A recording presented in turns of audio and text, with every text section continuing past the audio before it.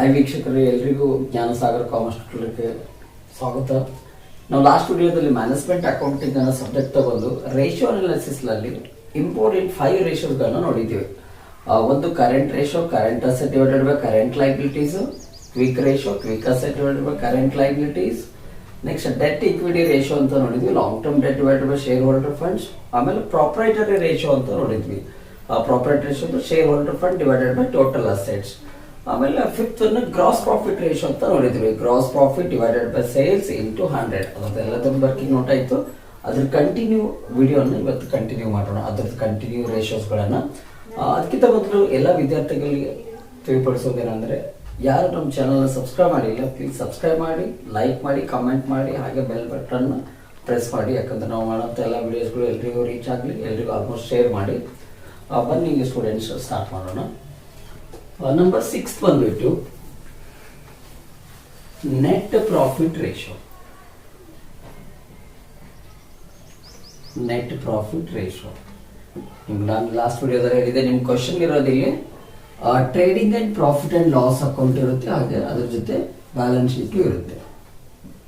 ನಮ್ಗೆ ಯಾವ್ದು ಇನ್ಫಾರ್ಮೇಶನ್ ಬೇಕು ಅದ್ರೊಳಗಿಂದ ನಾವು ಅದನ್ನ ತಗೋಬಹುದು. ನಮ್ಮ ಫಾರ್ಮುಲಾಕ್ಕೆ ಯಾವ್ದು ಇನ್ಫಾರ್ಮೇಶನ್ ಬೇಕಲ್ಲ ಅದ್ರೊಳಗಿದ್ದು. ಈ ಬ್ಯಾಲೆನ್ಸ್ ಶೀಟ್ ಬಂದ್ಬಿಟ್ಟು liabilities rupees, assets rupees. Net profit ratio. Net profit ratio ಅಂದ್ರೆ ನಮ್ದು P&L ಅಕೌಂಟ್ ಅಲ್ಲಿ ಇರುತ್ತೆ. ಫಾರ್ಮುಲಾ ಇದ್ರದ್ದು net profit divided by net sales into 100. ನಿಮ್ದು ಕ್ವಶನ್ ಅಲ್ಲಿ ಡೈರೆಕ್ಟ್ ನೆಟ್ ಪ್ರಾಫಿಟ್ ಇರುತ್ತೆ. ಆ ನೆಟ್ ಪ್ರಾಫಿಟ್ ಅನ್ನ ತಗೊಂಡು ನೆಟ್ ಸೇಲ್ಸ್, ಆಲ್ರೆಡಿ ನಾ ಲಾಸ್ಟ್ ಗ್ರಾಸ್ ಪ್ರಾಫಿಟ್ ರೇಷಿಯೋ ಅಲ್ಲಿ ನೆಟ್ ಸೇಲ್ಸ್ ಇನ್ ಮೀನಿಂಗ್ ಹೇಳಿದೀನಿ. ಇನ್ನೊಂದ್ಸಲ ನೋಡಿದ್ರೆ net sales equal to total sales minus sales return. Total sales ಅಂದ್ರೆ ಕ್ರೆಡಿಟ್ ಸೇಲ್ಸ್ ಆಗಿರ್ಬೋದು plus cash sales. Total sales minus sales return ಮಾಡಿದ್ರೆ net sales ಬರುತ್ತೆ. Net sales working note ಮಾಡ್ಕೊಂಡು direct net profit net sales into 100 ಬರೋ answer ಅನ್ನ percentage ಅಲ್ಲಿ ಬರೀಬೇಕು. Next 7th one ಬಂದ್ಬಿಟ್ಟು operating cost ratio. Interesting ratio ಇದು. ಹಾಗೆ ನಿಮ್ದು ಎಲ್ಲಾ ರೇಷಿಯೋದಲ್ಲಿ ಜಾಸ್ತಿ ವರ್ಕಿಂಗ್ ನೋಟ್ ಇರೋಂಥ ರೇಷಿಯೋ ಇದು. ಆಪರೇಟಿಂಗ್ ಕಾಸ್ಟ್ ರೇಷಿಯೋ ಅಂತಾನು ಕರೀತಾರೆ. ಇದಕ್ಕೆ ಇನ್ನೊಂದು ನೇಮು ಆಪರೇಟಿಂಗ್ ರೇಷಿಯೋ ಅಂತಾನು ಕರೀತಾರೆ. ಕ್ಯಾಲ್ಕುಲೇಟ್ ಆಪರೇಟಿಂಗ್ ರೇಷಿಯೋ ಅಂದ್ರೂ ಒಂದೇ, ಕ್ಯಾಲ್ಕುಲೇಟ್ ಆಪರೇಟಿಂಗ್ ಕಾಸ್ಟ್ ರೇಷಿಯೋ ಅಂದ್ರೂ ಒಂದೇ. ಇಂಟ್ರೆಸ್ಟಿಂಗ್ ಇದು ಫಾರ್ಮುಲಾ ಬಂದ್ಬಿಟ್ಟು operating cost divided by net sales into 100. Interesting ಇದು.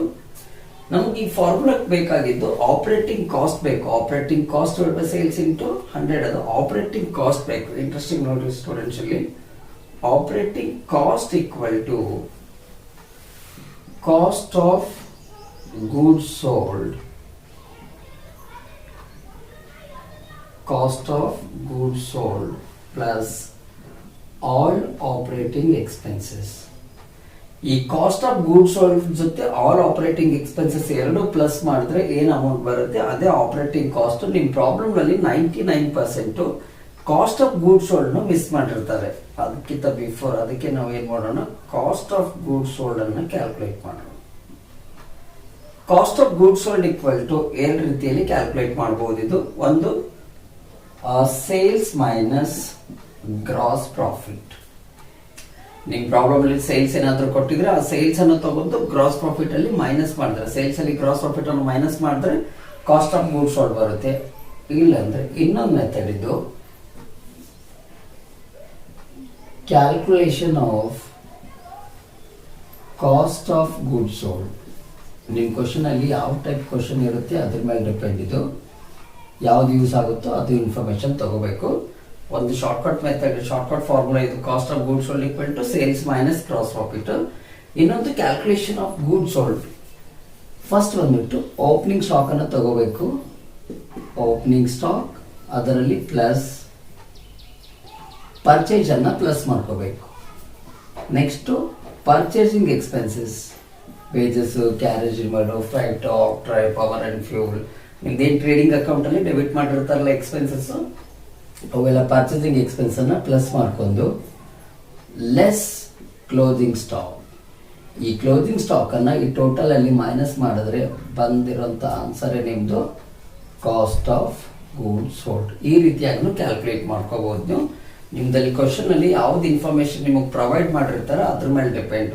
ನಿಮ್ ಕ್ವಶನ್ ಅಲ್ಲಿ ಸೇಲ್ಸ್ ಗ್ರಾಸ್ ಪ್ರಾಫಿಟ್ ಎರಡು ಡೈರೆಕ್ಟ್ ಆಗಿ ಕೊಟ್ಟಿದ್ರೆ sales minus gross profit formula use ಮಾಡ್ತೀವಿ. ಕೊಟ್ಟಿದ್ದಿಲ್ಲ ಅಂದ್ರೆ ಓಪನಿಂಗ್ ಸ್ಟಾಕ್ ಪರ್ಚೇಸಿಂಗ್ ಎಕ್ಸ್ಪೆನ್ಸಸ್ ಏನಾದ್ರು ಕೊಟ್ಟಿದ್ರೆ ಅದನ್ನ ಯೂಸ್ ಮಾಡ್ಕೊಂಡು ಕ್ಯಾಲ್ಕುಲೇಷನ್ ಮಾಡ್ಕೋಬಹುದು. ಎರಡರಲ್ಲಿ ಯಾವ್ದನ್ನು ಕ್ಯಾಲ್ಕುಲೇಷನ್ ಮಾಡ್ಕೋಬಹುದು. ನಿಮ್ಗೆ ಯಾವ್ದು ಈಸಿ ಅನಿಸ್ತೋ ಅದನ್ನ ಮಾಡ್ಬೋದು. ನೆಕ್ಸ್ಟ್ ನೋಡಿ ಫ್ರೆಂಡ್ಸ್, ನಾವು ಮೇನ್ ಫಾರ್ಮುಲಾ ನಮ್ದು cost operating cost divided by net sales ಇದೆ. Operating cost meaning cost of goods sold ಅಲ್ಲಿ ಆಲ್ ಆಪರೇಟಿಂಗ್ ಎಕ್ಸ್ಪೆನ್ಸಸ್ ಪ್ಲಸ್ ಮಾಡ್ಕೋಬೇಕು.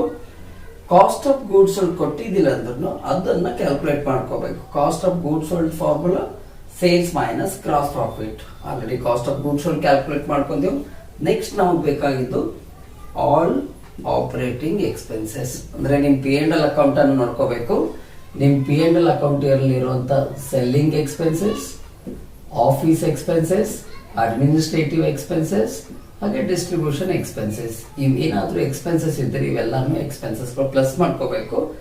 ಯಾವ್ದು ನಮ್ದು ನಾನ್ ಆಪರೇಟಿಂಗ್ ಎಕ್ಸ್ಪೆನ್ಸಸ್ ಅಂದ್ರೆ ಯಾವ್ದಾದ್ರು ನಿಮ್ದು ಲಾಸಸ್ ಆದ್ರೆ, loss on sale of assets, loss on sale of investment, loss on sale of shares, ಯಾವ್ದಾದ್ರು ಅಸೆಟ್ಸ್ ಮೇಲೆ ಲಾಸ್ ಆಗಿದ್ದು ಮತ್ತೆ ಇಂಟ್ರೆಸ್ಟ್ ಗಳನ್ನ ಬಿಟ್ಟು ಇವೆರಡನ್ನು ಬಿಟ್ಟು ಉಳಿದಿವೇನು ನಮ್ದು ಸ್ಯಾಲ್ರಿ, ರೆಂಟು, ಅಡ್ವರ್ಟೈಸ್ಮೆಂಟ್, ಈ ಟೈಪ್ ಸೆಲ್ಲಿಂಗ್ ಎಕ್ಸ್ಪೆನ್ಸ್ ಆಗಿರ್ಬೋದು, ನಿಮ್ದು administrative expense, office expense, distribution expenses ನಿಮ್ ಕ್ವಶನ್ ಅಲ್ಲಿ ಯಾವ್ದು ಕೊಟ್ಟಿರ್ತಾರೋ ಅವುಗಳನ್ನ ಪ್ಲಸ್ ಮಾಡ್ಕೋಬೇಕು. ಸೆಲ್ಲಿಂಗ್ ಎಕ್ಸ್ಪೆನ್ಸ್ ನಾ ಇಲ್ಲಿ 2 ಎಕ್ಸಾಂಪಲ್ ತಗೋತೀನಿ.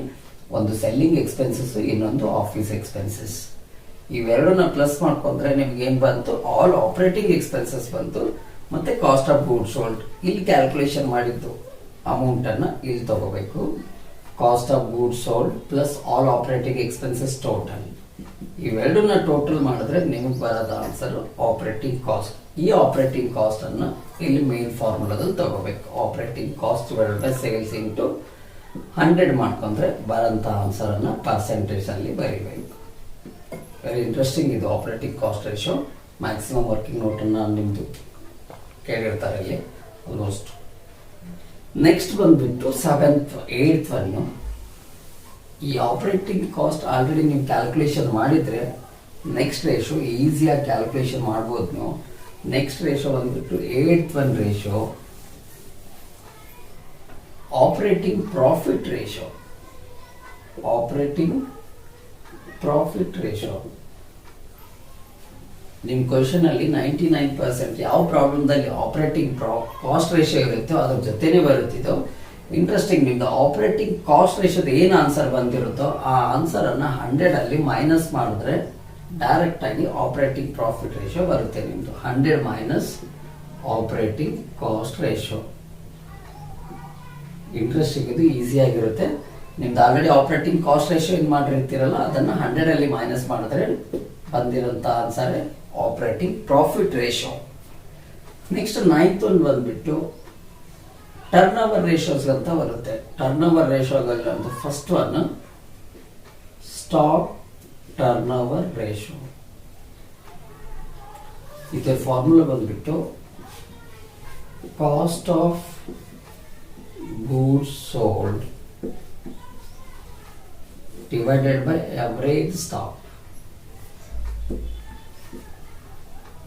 ನೆನ್ಪಿಟ್ಕೊಳ್ಳಿ, ಇನ್ವೆಂಟ್ರಿ ಟರ್ನ್ ಓವರ್ ರೇಷಿಯೋ ಅಂತ ಕರಿಬಹುದು ಇದಕ್ಕೆ. ಇದು ಸೆಕೆಂಡ್ PUC ಯೂಸ್ ಆಗುತ್ತೆ. ಲಾಸ್ಟ್ ಇಯರ್ ಸೆಕೆಂಡ್ PUC ಅಲ್ಲಿ ಚಾಪ್ಟರ್ ಇದೆ. ಇದು ನಮ್ದು ರೇಷಿಯೋ ಅನಾಲಿಸಿಸ್ ಅಂತ ಸೆಕೆಂಡ್ PUC ಅಲ್ಲಿ ಇದೆ. Stock turnover ratio, inventory turn over ratio ಅಂತ ಕರೀತಾರೆ ಇದಕ್ಕೆ. Cost of goods sold divided by average stock. Already ನಿಮ್ ಪ್ರಾಬ್ಲಮ್ ಅಲ್ಲಿ ಕಾಸ್ಟ್ ಆಫ್ ಗೂಡ್ಸ್ ಅಲ್ಲಿ ನೀವು ಕ್ಯಾಲ್ಕುಲೇಟ್ ಮಾಡಿದ್ರೆ ಅದೇ ಅಮೌಂಟ್ ಅನ್ನ ತಗೋಬಹುದು. ಇಲ್ಲ ಅಂದ್ರೆ ಸಪರೇಟ್ ಅದಕ್ಕಿಂತ ಬಿಫೋರ್ ಇದೇ ಏನಾದ್ರು ಇತ್ತಂದ್ರೆ ಆಪರೇಟಿಂಗ್ ಕಾಸ್ಟ್ ರೇಷಿಯೋ ಇದ್ದಿದ್ದಿಲ್ಲ ನಿಮ್ಗೆ, ಡೈರೆಕ್ಟ್ ನಿಮ್ಗೆ ಸ್ಟಾಕ್ ಟರ್ನ್ ಓವರ್ ರೇಷಿಯೋನೇ ಕೇಳಿದ್ರೆ ಅಂದ್ರೆ ಮತ್ತೆ same cost of goods sold working note ನ ತೋರಿಸ್ಬೇಕು. ಆಲ್ರೆಡಿ ನಿಮ್ಗೆ ಲಾಸ್ಟ್ ಟೈಮ್ ತೋರಿಸಿದ್ ನಾನು. ಇಲ್ಲಿದೆ ನೋಡಿ, calculation of cost of goods sold. 2 method ಅಲ್ಲಿ ಮಾಡಬಹುದು ನಾವು cost of goods sold. one method calculation of cost of goods sold opening stock plus purchasing expenses less closing stock. Closing stock minus ಮಾಡಿದ ತಕ್ಷಣ ಬರೋದ answer ನಿಮ್ದು cost of goods sold ಆಗಿರುತ್ತೆ. ಇಲ್ಲ short cut method ಹೇಳಿ ನಾನು ನಿಮ್ಗೆ, sales minus gross profit. ನಿಮ್ ಕ್ವಶನ್ ಅಲ್ಲಿ ಡೈರೆಕ್ಟ್ ಸೇಲ್ಸ್ ಇದ್ರೆ ಮತ್ತೆ ಗ್ರಾಸ್ ಪ್ರಾಫಿಟ್ ಇದ್ರೆ 2 ಮೈನಸ್ ಮಾಡಿದ್ರೆ ಕಾಸ್ಟ್ ಆಫ್ ಗೂಡ್ಸ್ ಸೋಲ್ಡ್ ಬರುತ್ತೆ. ಇನ್ನು ಎವರೇಜ್ ಸ್ಟಾಕ್ ವರ್ಕಿಂಗ್ ನೋಡ್ತು, ನೆನ್ಪಿಟ್ಕೊರಿ ಎವರೇಜ್ ಅಂತ ಬಂತಂದ್ರೆ divided by 2. Average stock meaning ಏನಂದ್ರೆ opening stock plus closing stock divided by 2. ನಿಮ್ದು ಏನಾದರೂ ಟ್ರೇಡಿಂಗ್ ಅಕೌಂಟ್ ಕ್ವಶನ್ ಕೊಟ್ಟಿದ್ರೆ ಅಲ್ಲಿ ನಿಮ್ಗೆ ಓಪನಿಂಗ್ ಸ್ಟಾಕು ಇರುತ್ತೆ, ಕ್ಲೋಸಿಂಗ್ ಸ್ಟಾಕು ಇರುತ್ತೆ. ಅವೆರಡನ್ನ ಪ್ಲಸ್ ಮಾಡ್ಕೊಂಡು ಡಿವೈಡ್ ಬೈ 2 ಮಾಡಿದ್ರೆ ಎವರೇಜ್ ಸ್ಟಾಕ್ ಬರುತ್ತೆ. ನಿಮ್ಗೆ ಡೈರೆಕ್ಟ್ ಬ್ಯಾಲೆನ್ಸ್ ಶೀಟ್ ಕ್ವಶನ್ ಒಂದೇ ಇತ್ತಂದ್ರೆ ಅಲ್ಲಿ ನಿಮ್ಗೆ ಸ್ಟಾಕ್ ಅಂತ ಅಸೆಟ್ ಸೈಡ್ ಇರುತ್ತೆ. ಸಿಂಗಲ್ ಸ್ಟಾಕ್ ಏನಾದ್ರೂ ಇತ್ತಂದ್ರೆ ಬರೀ ಬ್ಯಾಲೆನ್ಸ್ ಶೀಟ್ ಕ್ವಶನ್ ಕೊಟ್ಟಿದ್ರು, ಅಲ್ಲಿ ಕ್ಲೋಸಿಂಗ್ ಸ್ಟಾಕ್ ಏನಾದ್ರೂ ಇತ್ತಂದ್ರೆ ಅದೇ ಎವರೇಜ್ ಅದ ಅಂತ ತಿಳ್ಕೊಬೇಕು ನೀವು. ಅದನ್ನೇ ನಾವು ಎವರೇಜ್ ಅಂತ ತಗೋಬಹುದು. ಸಿಂಪಲ್ ನೆನ್ಪಿಟ್ಕೊಳ್ಳಿ, ಓಪನಿಂಗ್ ಸ್ಟಾಕ್ ಕ್ಲೋಸಿಂಗ್ ಸ್ಟಾಕ್ ಎರಡು ಸ್ಟಾಕ್ ಬಂದ್ರೆ ಡಿವೈಡ್ ಬೈ 2 ಮಾಡ್ಕೊಂಡು ಎವರೇಜ್ ತಗೋಬಹುದು. ಇಲ್ಲ ಬರೀ ಬ್ಯಾಲೆನ್ಸ್ ಶೀಟ್ ಕ್ವಶನ್ ಕೊಟ್ಟಿದ್ದಾರೆ, ಒಂದೇ ಸ್ಟಾಕ್ ಇದೆ, ಡಿವೈಡ್ ಬೈ 2 ಮಾಡ್ಬೇಕಾ ಮಾಡಬಾರ್ದು.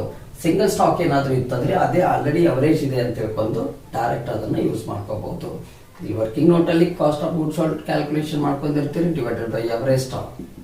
ಡಿವೈಡ್ ಮಾಡಿದ್ರೆ ಬರಂತ ಆನ್ಸರ್ ಅನ್ನ ಟೈಮ್ಸ್ ಒಳಗೆ ಮೆನ್ಷನ್ ಮಾಡಬೇಕು. ನೆನ್ಪಿಟ್ಕೊಳ್ಳಿ ಸ್ಟೂಡೆಂಟ್ಸ್, ನಿಮ್ದು ಯಾವ್ದು ಫಾರ್ಮುಲಾಕ್ಕೆ ಇಂಟು 100 ಬರುತ್ತೋ ಅದರ ಆನ್ಸರ್ ಅನ್ನ ಪರ್ಸೆಂಟೇಜ್ ಅಲ್ಲಿ ಬರೀಬೇಕು. ಯಾವ್ದು ರೇಷಿಯೋ ಇಲ್ಲ, ನಮ್ದು ಟರ್ನ್ ಓವರ್ ಅಂತ ವರ್ಡ್ ಬರುತ್ತೆ. ಇಲ್ಲಿ ನೋಡಿ ಸ್ಟಾಕ್ ಟರ್ನ್ ಓವರ್ ರೇಷಿಯೋ ಅಂತಿದೆ. ಟರ್ನ್ ಓವರ್ ಎಷ್ಟು ಟೈಮ್ ಆಯ್ತು ಟರ್ನ್ ಓವರ್ ಅಂತ ಬರೆದಿರುತ್ತೆ ನಮ್ಗೆ ಇಲ್ಲಿ ಎಂಟ್ರಿ.